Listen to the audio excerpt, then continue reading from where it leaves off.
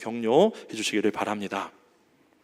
우리가 이 성막, 또 성막 공사, 성전 공사를 하면서 성막에 대해서 좀 알아보고 또 교회에 대해서 다시 한번 살펴보는 시간을 계속 가지려고 합니다.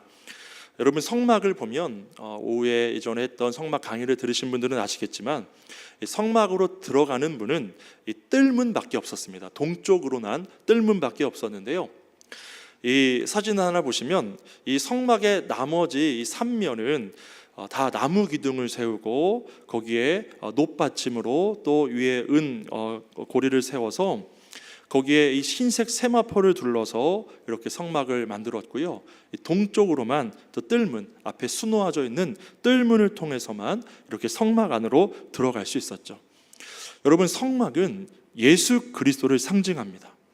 이 성막으로 들어가는 문이 동쪽으로 난 한 문밖에 없었다는 것은 우리의 유일한 구원의 문이 예수 그리스도 한 분뿐이라는 사실을 의미하는 것입니다.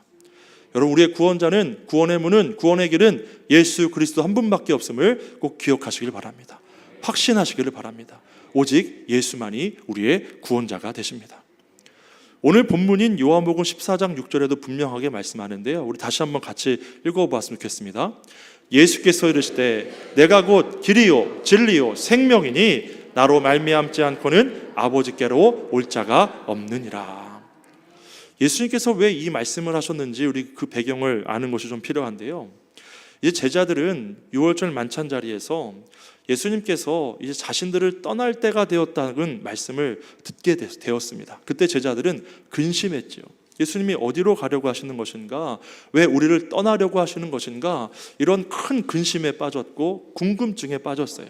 그때 요한복음 13장 36절에 보면 베드로가 예수님께 물었죠. 시몬 베드로가 이르되 주여 어디로 가시나이까? 주여 어디로 가시나이까? 이때 예수님이 답하셨어요. 예수님께서 대답하시되 내가 가는 곳에 내가 지금은 나를 따라올 수 없으나 후에는 따라오리라.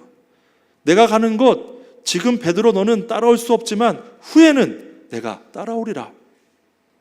베드로는 예수님께서 하신 말씀에 직관적으로 물었던 거예요. 정말 어디로 가시는 건지, 애굽으로 가시는 건지, 베다니로 가시는 건지, 베들레헴으로 가는 것인지, 아니면 어디 암몬 땅으로 가시는 것인지, 예수님이 어디로 가든지 나는 그 지역을 향해 주와 함께 따라가겠습니다, 함께 하겠습니다라고 이야기했던 것이죠.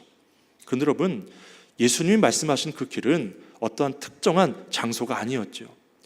인류의 구원을 위한 십자가의 길을 말씀하신 것이었습니다. 십자가의 길, 그 길을 말씀하신 것이죠. 여러분, 그 길은 어떠한 길입니까? 고난의 길입니다. 십자가의 길입니다. 나를 부인하지 않고는 갈 수 없는 그 길이죠.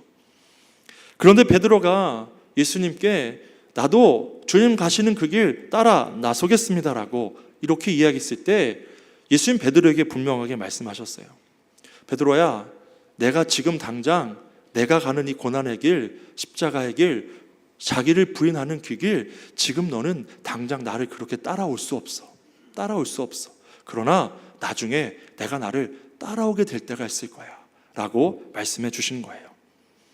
지금 베드로가 예수님을 따라할 수 없고 후에는 따라오리라. 후에는 따라오리라. 이렇게 말씀하신 것은요, 베드로 아직 그 자아가 살아있는 한 예수님이 가신 그 고난의 길, 십자가의 길, 자기 부인의 길 결코 따라올 수 없다는 거예요. 그렇습니다. 내 자아가 살아있는 한 우리는 주님을 온전히 따라갈 수 없습니다. 여전히 자기 일을 내세우고 내가 주를 위해서 무언가를 할 수 있다고 여기는 사람은 결코 예수님을 따라갈 수 없는 것이죠. 그런데 후에는 나를 따라오리라 말씀하신 것은요, 그런 베드로도 깨지고 넘어지고 자신의 연약함을 발견하는 그런 경험을 통해서 이제 자기의 자아가 완전히 죽고 예수님이 걸어가신 그 십자가의 길, 고난의 길, 자기 부인의 길을 베드로도 결국 걷게 될 것을 예수님이 아셨던 거예요. 지금 베드로, 내가 가진 그 성향 가지고, 그 자아가 살아있는 그 성향 가지고 나를 따라올 수 없어. 그러나 나중엔 너도 나와 같이 후에는 이 길 분명 가게 될 거야 라고 말씀하신 것이죠. 결국 어떻게 되었습니까? 주를 위해 내 목숨까지도 아끼지 않겠다고 했던 베드로는 예수님 말씀처럼 다 울기 전에 가야바 제사장 그 뜰에서 3번이나 예수님 부인했어요. 3번이나 부인했죠. 그러나 그때부터 그의 자아가 깨지기 시작했습니다.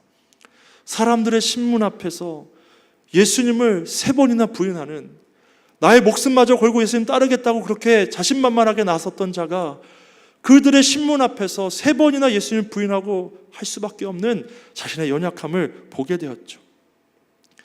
예수님 십자가에 달려 돌아가시자 베드로는 낙심한 채 다시 갈릴리로 돌아갔어요. 삶의 모든 의지가 다 꺾였어요.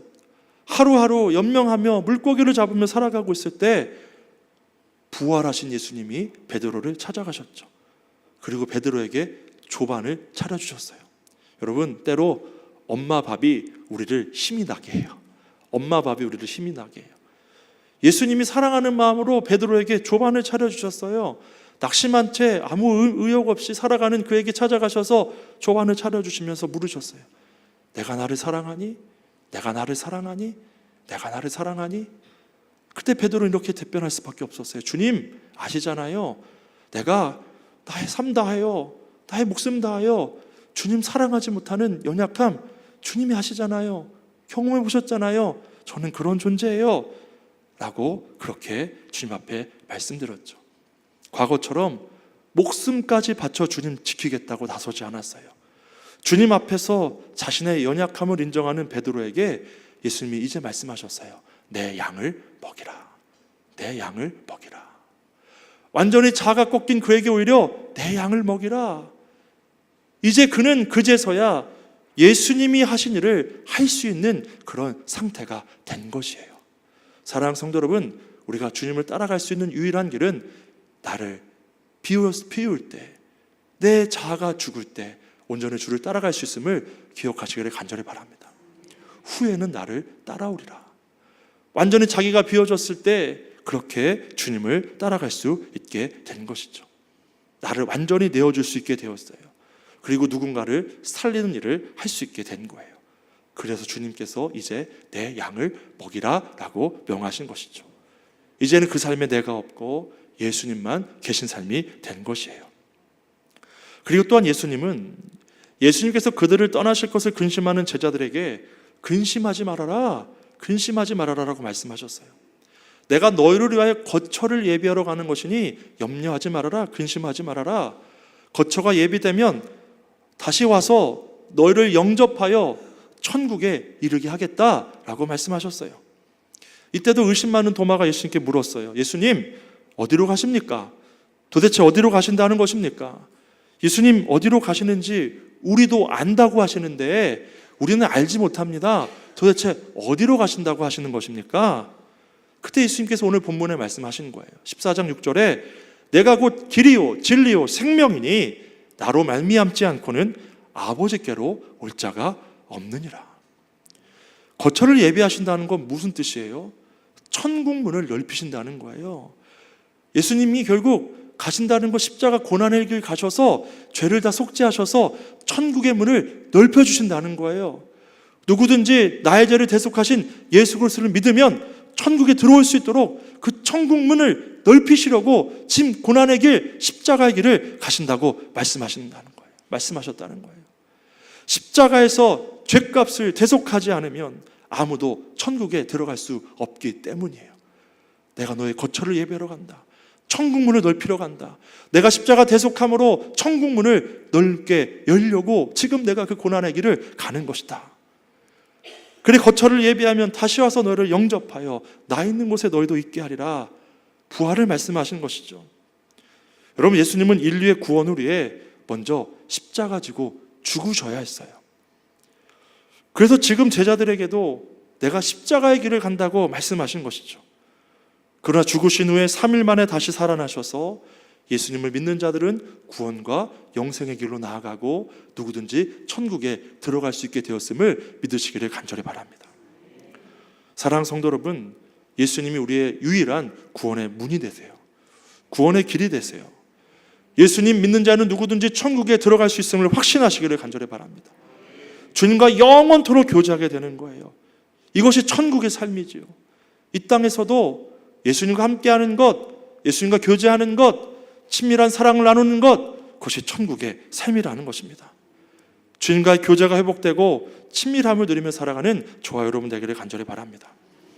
그리고 우리도 예수님처럼 십자가에서 우리의 죄를 사하시고 부활하심으로 천국의 문을 넓게 여신 것처럼 우리도 자기를 부인하고 자기 십자가 지고 주님을 따름으로 천국 문을 넓게 여는 그런 저와 여러분 되기를 간절히 바랍니다.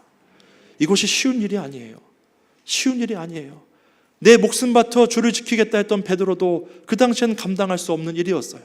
그러나 때로 깨어지고 다듬어지는 그 과정을 통하여 결국 내가 다 비워질 때 그 길, 주님의 길을 온전히 따라 나설 수 있게 되는 줄로 믿습니다.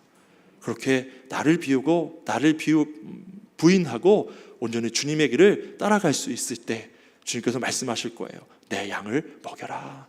내가 하는 일 이제 너도 할 수 있는 그런 상태가 되었으니 그 일을 온전히 감당해라. 너를 내어주어 누군가 구원하는 그 삶 온전히 살아내라 말씀하시는 그 음성에 순종하며 천국문을 넓게 여는 그런 저와 여러분 되기를 간절히 소망합니다. 여러분 결국 뜰문을 열고 성막으로 들어가는 것은요 주님과 교제하는 거예요. 연합하는 거예요. 요한복음 15장 5절의 말씀과 같이 나는 포도나무여 너희는 가지라. 그가 내 안에 내가 그 안에 거하면 사람이 열매를 많이 맺나니 나를 떠나서는 너희가 아무것도 할 수 없음이라. 그 연합 가운데 교제 가운데 들어가서 주님과 함께하는 거예요. 우리는 그 뜰문을 열고 들어가 주와 교제하고 있어요. 우리만이 아니라 세상에 죽어가는 많은 영혼들 그 뜰문을 열고 주께 돌아와 주님과 교제하고 천국의 삶을 누릴 수 있도록 인도하는 그런 저와 여러분 되기를 간절히 바랍니다. 그리고 주님은 그 어떤 영혼이든지 구원하길 원하세요. 요한계시록 3장 20절 말씀처럼 볼지어다 내가 문 밖에 서서 두드리노니 누구든지 내 음성을 듣고 문을 열면 내가 그에게로 들어가 그와 더불어 먹고 그는 나와 더불어 먹으리라.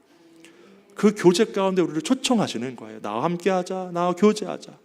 뜰문을 열고 주님과 온전한 교제를 누리는 그런 저와 여러분 되기를 간절히 바라고 예수님처럼 나를 비우고 나를 내어줌으로 누군가 또 다른 영혼이 뜰문 안에 들어와 주님과 교제할 수 있는 그 길을 여는 천국의 문을 더 넓게 여는 그런 저와 여러분과 우리 교회가 되기를 간절히 축원합니다.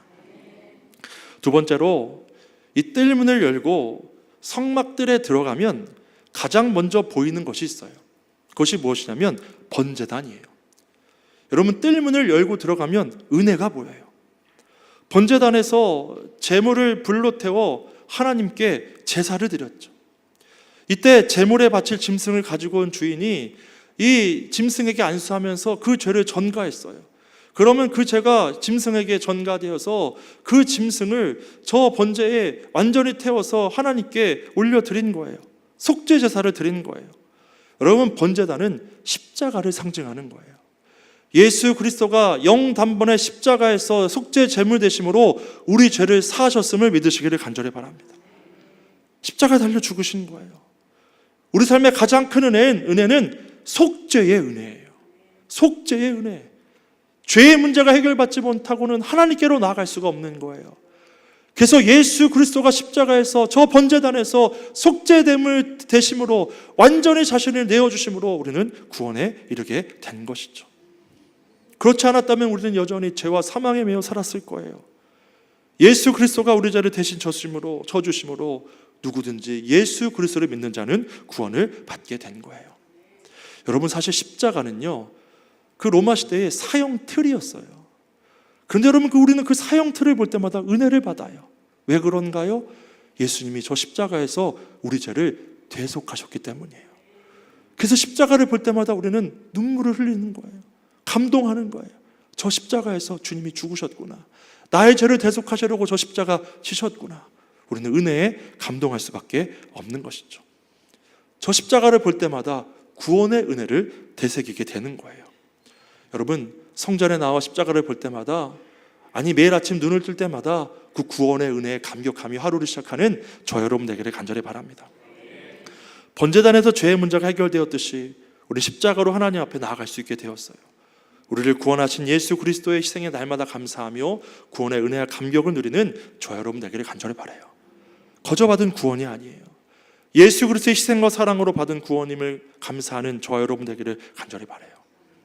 그리고 여러분 이 번제단 뒤에 있는 또 하나의 기구가 있는데요. 성막의 기구가 물두멍이에요. 물두멍. 제사장은 이 성소에 들어갈 때 물두멍에서 자기 몸에 드러난 부분, 손과 발과 이런 드러난 부분을 다 씻고 정결하게 씻은 상태에서 성소, 거룩한 장소로 들어갈 수 있었어요. 우리가 주님께 나아갈 때 정결해야 함을 의미하죠. 하나님께서 성도에게 가장 원하시는 것, 요청하시는 것, 거룩함이에요. 거룩함. 거룩해야 하나님과 교제할 수 있기 때문이에요. 이스라엘 백성, 출애굽한 이스라엘 백성들과 언약을 맺으시면서 내가 거룩하니 너희도 거룩하라 하셨어요. 거룩해야 하나님과 만날 수 있기 때문이에요. 여러분, 우리도 하나님과 온전한 교제를 누리려면 거룩해야 해요. 죄를 회개하고 정결한 몸과 마음으로 하나님께 나아가야 하죠. 대제사장이 1년에 한 번 대속죄일에 지성소, 성소를 더 나아가 지극히 거룩한 성소로, 거룩한 곳으로 나아갈 때 몸을 완전히 씻고 수소로 자기 피를 속죄하고 가장 정결한 상태에서 흰 천으로 된 그 옷을 입고 그 지극히 거룩한 곳으로 나아가 했어요. 거룩하지 못하면 지성소에 들어가는 즉시 죽임당했어요. 여러분, 죄는 그렇게 무서운 거예요. 죄가 하나님과 인간 사이를 갈라놓았죠. 죄로 인해 인간은 영적으로 죽게 된 거예요. 거룩한 하나님과 교제할 수 없는 존재가 되고 만 거예요. 여러분, 하나님과 온전한 교제를 누리기 위해서는 죄의 문제를 해결받아야 됨을 믿으시길 바라요. 그러니 우리가 죄를 지을 수 있어요. 연약해야, 육체의 본성을 갖고 있으면 연약하여 죄를 지을 수 있어요. 그러나 그때그때 하나님께 회개하며 용서를 구하고 나아갈 때 거룩한 영으로 주와 교제하며 살아갈 수 있게 될 줄을 믿습니다. 우리가 그렇게 주님과 교제를 누려야 해요. 바로 회개해야 돼요. 왜 그런가요? 하나님과의 관계에 막힘이 없어야 되기 때문이에요. 영적인 관계가 막힌다는 거 결국 영적으로 죽었다는 거예요. 우리의 만족이 없어요. 기쁨이 없어요. 평안이 없어요. 그런 죄의 문제가 해결될 때 우리는 어떠한 상황에도 감사하며 주님과 온전한 교제를 누릴 수 있음을 기억하시기를 간절히 바랍니다. 그리고 성도는요, 단순히 죄를 짓지 않는 것에만 멈추는 것이 아니라 거룩한 삶을 적극적으로 살아내야 합니다. 성공의 대주교인 로안 윌리엄스는 그의 책 제자가 된다는 것에서 거룩하게 된다는 것에 대해서 이렇게 정리하는데요.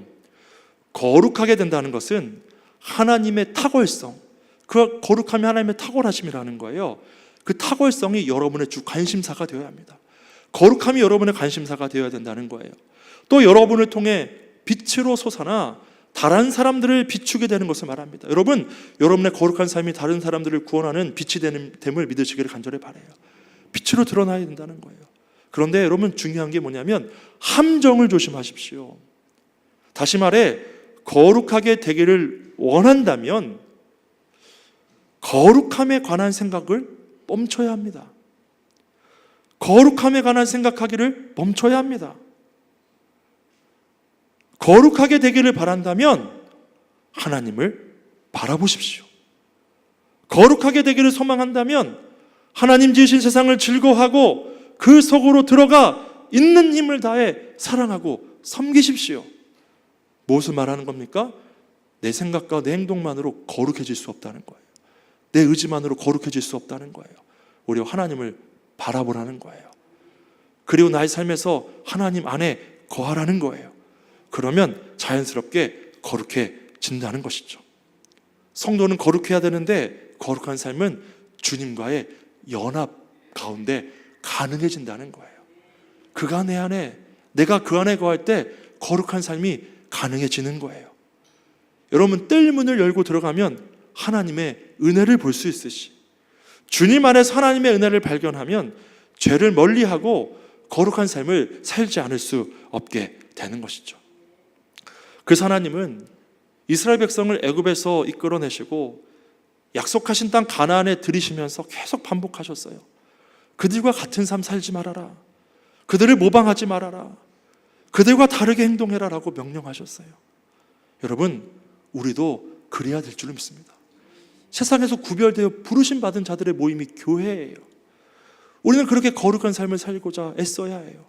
세상의 방식대로 사는 건 아니에요. 세상 사람들이 하는 대로 그대로 행동하는 것 아니에요. 세상과 다른 삶, 세상을 모방하지 않는 삶, 하나님 안에서 거룩한 삶을 살아내는 그런 저와 여러분 되기를 간절히 바랍니다. 우리는 죄악으로 부패하고 더럽혀진 세상을 거룩하게 변화시켜야 해요. 그 사명을 감당하도록 부름받은 자들이에요. 그 거룩함을 세상에 나타내야 하죠. 성 어거스틴도 고백록에서 자기의 청년기의 죄에 대해서 고백하며 이렇게 고백해요. 이제 나는 지나간 나의 추잡한 잘못들과 육체로 떨어졌던 내 영혼의 타락을 기억하고자 합니다. 오 하나님, 그것은 내 과거가 좋아서가 아니라 당신을 사랑하고 싶어서입니다. 그 죄를 기억하는 게, 내가 왜 그런 죄악을 지었는지 기억하는 게 주를 사랑하고 싶어서라는 거예요. 그 죄가 얼마나 잘못된 것인지, 얼마나 비참한 것인지 그것을 떠올리며 나는 더 그 죄를 멀리하고 하나님 사랑하는 쪽으로 살아가고 싶다는 거예요. 당신의 사랑을 사랑하기 위한 자기 성찰에 쓴 괴로움을 지나면서도 나의 추잡한 잘못들을 상기하옵나이다. 거짓 없는 기쁨, 복되고 안전한 기쁨을 대신 주님, 당신께서 나의 기쁨이 되어 주소서. 우리가 죄를 이기고 거룩한 삶을 살 수 있는 유일한 방법은 하나님 안에 거하는 거예요. 그냥 나의 삶을 하나님께 드리는 거예요. 하나님 바라보는 거예요. 그 안에서 만족하는 거예요. 죄로 만연한 세상 가운데 세상의 방법대로 살아가는 것이 아니라 거룩함을 쫓아 하나님을 닮은 주님 안에서 거룩함을 쫓는 삶을 살아가는 저와 여러분 되기를 간절히 바랍니다. 예수님이 그래서 뜰문이 되어주셨어요. 예수님을 통해서 구원의 길 가게 하시는 거예요. 번제단에서 자기를 속죄 제물로 드리신 거예요. 물두멍에서 모든 성도들이 죄를 씻김받고 성결하게 하나님과 관계를 열며 살게 하신 거예요. 여러분도 이 역할을 잘 감당할 수 있기를 간절히 바랍니다. 뜰문을 열고 누구든지 들어오게 하는 그 역할, 수많은 영혼들을 구원하는 그 역할을 온전히 감당하는 저와 여러분 되기를 간절히 바랍니다. 그 수많은 영혼이 뜰문을 열고 성막으로 들어가 예수님의 십자가 사랑을 깨닫고 주님 앞에 성결한 삶을 삶으로 수많은 영혼들을 뜰문으로 인도하는 그런 우리 교회와 여러분의 삶이 되시기를 주 예수 그리스도의 이름으로 간절히 축원합니다. 다 잘해서 일어나